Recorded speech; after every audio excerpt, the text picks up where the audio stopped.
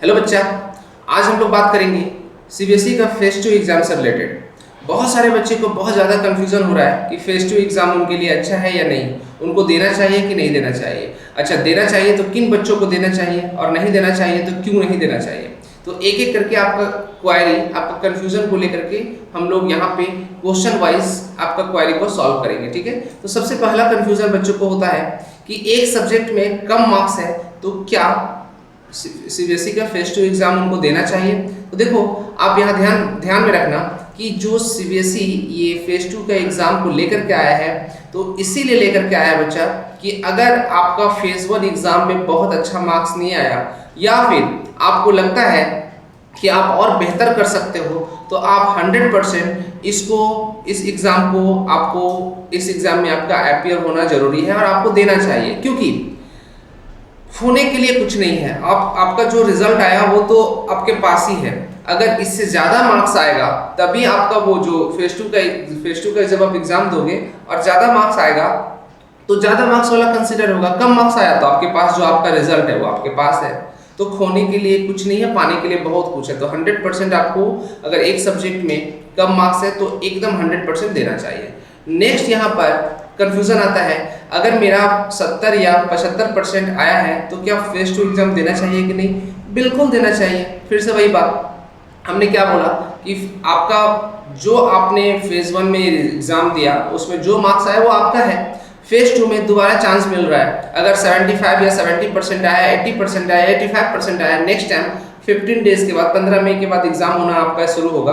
15 मई से स्टार्ट हो रहा है। उसमें अगर आप बेहतर कर सकते हो और उसमें अगर 2% भी बढ़ गया तो आपके लिए पॉजिटिव है। अगर मान लीजिए फेज 1 में आपका 75% आया और फेज 2 में आपका जो सब्जेक्ट का आप मार्क्स दिए उस सब्जेक्ट में मार्क्स कम आ गया फेज 1 के कंपैरिजन में, तो आपका मार्क्स तो फेज 1 वाला ही रहेगा, कम मार्क्स वाला। बेस्ट वाला मार्क्स को यहाँ पर क्या किया जाता है, लिया जाता है। तो आई थिंक ये दो जो कंफ्यूजन था वो क्लियर हो गया। नेक्स्ट कंफ्यूजन है परसेंटेज इंप्रूव कितना हो सकता है। जितना आप अच्छे से लिखोगे उतना इंप्रूव हो सकता है। मान लीजिए आपका फेज 1 में 80% है और फेज 2 में आपने 3 सब्जेक्ट में आपने रीअपियर किया अपने आप को, आप 3 सब्जेक्ट का एग्जाम दिए और तीनों सब्जेक्ट में अगर आपका 50 मार्क्स बढ़ गया तो 10% बढ़ गया। अगर 80% आया था फेज 1 में तो 90% आ जाएगा फेज 2 में। इसमें क्या कंफ्यूजन है, 100% दो। एक सब्जेक्ट का 320 रुपये लग रहा है, क्या सोचना है भाई, एकदम आराम से देना है। बिल्कुल कंफ्यूजन नहीं होना चाहिए। तरह तरह का आपका कंफ्यूजन होता है जो बेतुका कंफ्यूजन है। अच्छा, नेक्स्ट कंफ्यूजन होता है बच्चा, नेक्स्ट कंफ्यूजन जो बच्चे के माइंड में है, जो हमें बार बार कॉल करके बच्चे पूछ रहे थे, इंटरनल मार्क्स भी चेंज होंगे क्या। बिल्कुल नहीं चेंज होंगे। जो आपका इंटरनल मार्क्स स्कूल दिया है एज इट इज वो इंटरनल मार्क्स रहेगा, उसमें कोई भी वेरिएशन नहीं होगा। यहाँ सिर्फ और सिर्फ थ्योरी एग्जाम जो 80 मार्क्स का आपका एग्जाम हो रहा है उससे रिलेटेड आपको उसका मार्क्स में वेरिएशन आएगा। अच्छा करोगे तो अच्छा मार्क्स आएगा, बुरा करोगे तो खराब मार्क्स आएगा, लेकिन खराब मार्क्स यहाँ कंसीडर नहीं किया जाएगा, अच्छा मार्क्स ही कंसीडर किया जाएगा। नेक्स्ट कंफ्यूजन है, अगर आप फेज 2 में और कम मार्क्स आए तो क्या, तो कुछ नहीं। फेज 2 में कम मार्क्स आएगा तो फेज 1 वाला मार्क्स ही कंसीडर किया जाएगा, फेज 2 वाला मार्क्स एज इट इज रहेगा। ये तो मौका दिया जा रहा है ना आपको, दूसरा चांस दिया जा रहा है अपने आप को बेहतर सुधारने के लिए, तो हर एक बच्चा को इसमें पार्टिसिपेट करना चाहिए। नेक्स्ट कंफ्यूजन आता है, क्या पुराना मार्क्स कैंसिल हो जाएगा अगर आपका मार्क्स सेकेंड फेज में अच्छा आया। मतलब फर्स्ट फेज में अगर 80 मार्क्स था आउट ऑफ 100, मीन्स अगर 80 में मान लो 70 मार्क्स था, आउट ऑफ 80 70 मार्क्स था आपका, और सेकेंड फेज में आपने एग्जाम दिया और उसमें 75 आया, तो फर्स्ट फेज वाला जो मार्क्स है उसका कोई वैलिडिटी नहीं है, वो ऑटोमेटिकली सेकेंड फेज वाला बेस्ट वाला मार्क्स वहाँ पे आपका कंसिडर हो जाएगा और रिजल्ट जो आएगा बेस्ट वाला मार्क्स के साथ आएगा। क्लियर, कंफ्यूजन दूर। नेक्स्ट है, ये फेज 2 सेफ है या रिस्क है। एकदम सेफ है। फेज 2 आपको ऑप्शन दे रहा है भाई, आपको ऑप्शन दे रहा है कि भाई आप जितना मार्क्स आया, अगर किसी का मैं बोलता हूँ 94 मार्क्स भी आया है, 90 मार्क्स भी आया आउट ऑफ 100, ठीक है, तो आप उसको फिर से दो एग्जाम। आउट ऑफ 100 90 मार्क्स आया, मतलब अगर 80 में 70 मार्क्स आया, 20 नंबर आपको इंटरनल मिला होगा। 70 मार्क्स आया, हो सकता है कि आप 75 मार्क्स लेके आ सकते हो, कोई प्रॉब्लम नहीं है। और 70 अगर 65 मार्क्स आ गया, 70 पहला फेज में 70 था, दूसरा फेज में 65 आ गया, तो फर्स्ट फेज वाला मार्क्स होगा। अगर पहला फेज में 70 था, दूसरा फेज में 75 आ गया, तो सेकेंड फेज वाला मार्क्स कंसीडर किया जाएगा। तो इसमें एकदम बिल्कुल रिस्क नहीं है, नो रिस्क। इसमें बच्चा नो रिस्क, कोई रिस्क नहीं है।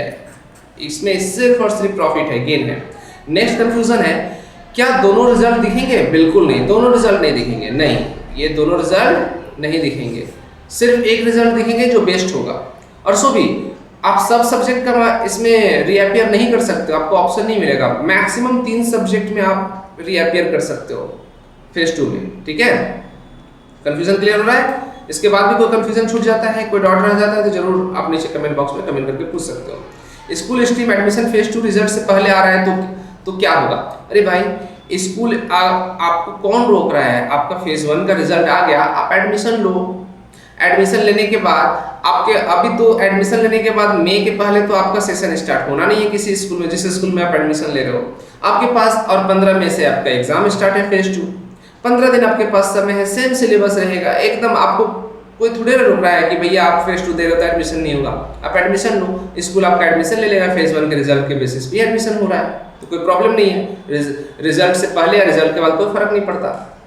नेक्स्ट कंफ्यूजन आता है बहुत सारे बच्चों को, एडमिशन रुक जाएगा क्या? बिल्कुल नहीं रुकेगा। क्यों रुकेगा एडमिशन? मैं पूछ रहा हूँ क्यों रुकेगा एडमिशन? आपका फेज 1 का रिजल्ट आपके पास है, और इससे खराब आएगा तो ये रिजल्ट, इससे अच्छा आएगा तो और अच्छा बात है। वो फेज 2 का रिजल्ट ही आपको कंसिडर किया जाएगा। स्कूल वाला भी खुश, आप भी खुश, स्कूल वाला भी खुश, पेरेंट्स भी खुश, सब खुश। इसमें कुछ सोचना ही नहीं है। कंफ्यूजन किस बात का है आप हमें बताओ, नीचे कमेंट बॉक्स में कमेंट करो। सिर्फ मैथ्स दूं या मैथ्स प्लस साइंस, आपके ऊपर डिपेंड करता है। अगर मैथ्स और साइंस दोनों देना चाहते हो तो दोनों दो। अगर आपको मैथ्स और साइंस में आपको लगता है कि 15 दिन में आप और बेहतर कर सकते हो, 2 मार्क्स भी बढ़ा सकते हो, अगर इवन 1 मार्क्स भी बढ़ा सकते हो तो दे दो। 2 मार्क्स सब्जेक्ट दोगे, मैथ्स प्लस साइंस दोनों दोगे तो 320 प्लस 320 कितना हो गया? 640 रुपये लगेगा। 640 रुपये का बात है, 15 दिन आपको पढ़ना है, कुछ नहीं करना है, रिवाइज कर लेना है, सिर्फ पुराना 2 साल का क्वेश्चन देख लो, बाकी आपका पढ़ा हुआ है, कुछ नहीं करना, ठीक है। इस बार का क्वेश्चन भी देख लेना, इस बार जो क्वेश्चन पूछा गया है सिमिलर टाइप ऑफ क्वेश्चन रहेगा।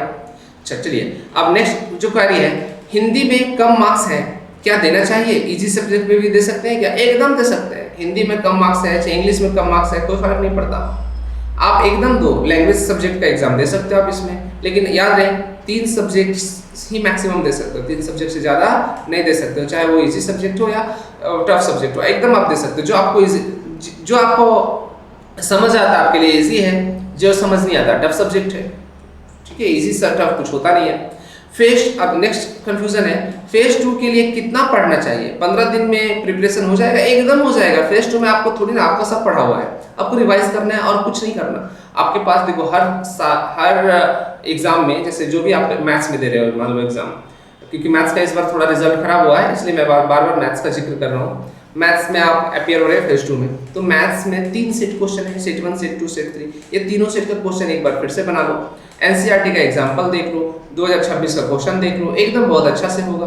पर 4-5 नंबर भी बढ़ गया तो आपके लिए बहुत है, एकदम सोचना नहीं है इसमें। क्लियर है? तो और 15 दिन मोर देन इनफ है भाई, 15 दिन बहुत होता है। 2-2 दिन में यहाँ पढ़ करके बच्चे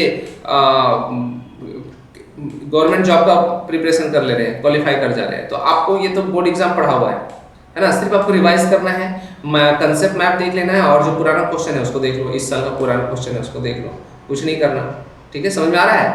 तो आई थिंक ये सारा कंफ्यूजन दूर हो गया होगा। हाँ, एक बात और, एग्जाम जो है 15 मई से स्टार्ट हो रहा है और आपके पास मात्र 4 दिन का समय है।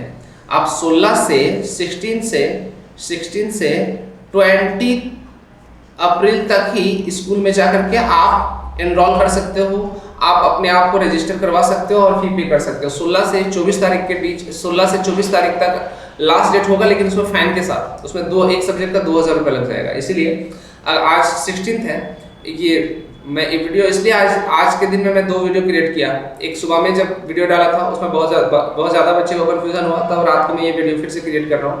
तो आपको जो भी डिसीजन लेना है तुरंत लो, और मैं बोलूँगा एकदम 100% लो, 100% एकदम एग्जाम दो फेज 2, चाहे वो अच्छा हो या खराब हो, फर्क नहीं पड़ता। क्लियर है? देख रहे हो कितना गर्मी है, पसीना आ रहा है, फिर भी आपके लिए मैं वीडियो क्रिएट कर रहा हूँ फैन ऑफ करके, जिससे कि आपको डिस्टर्बेंस ना और आपको क्लैरिफिकेशन मिले। तो 16 से 20 अप्रैल तक का डेट है, एकदम आपको स्कूल जाना है, जिस स्कूल से आप एग्ज़ाम दिए हो उस स्कूल में जाना है, वहाँ बताना है कि हमको 2 सब्जेक्ट में देना है, 3 सब्जेक्ट में देना है, फी पे करो और आप एनरोल कर लो, और 15 मई के बाद एकदम बेधड़क जाके एग्ज़ाम दो। और कोई कन्फ्यूज़न होगा और किसी तरह का कोई कन्फ्यूज़न है तो आप नीचे कमेंट बॉक्स में कमेंट करके पूछ सकते हो। नेक्स्ट वीडियो में हम आपके लिए लेके आएंगे कि अगर आप एडमिशन ले रहे हो +2 में तो कौन सा सब्जेक्ट आपके लिए बेहतर होगा, अकॉर्डिंग टू उसका प्रो कौन सारा मैं बताने वाला हूँ। ठीक है, तो वीडियो को लाइक सब्सक्राइब और शेयर भी कर देना और साथ ही साथ बेल आइकन भी दबा देना। ठीक है बच्चा, चलिए तब तक के लिए thank you, bye bye, take care.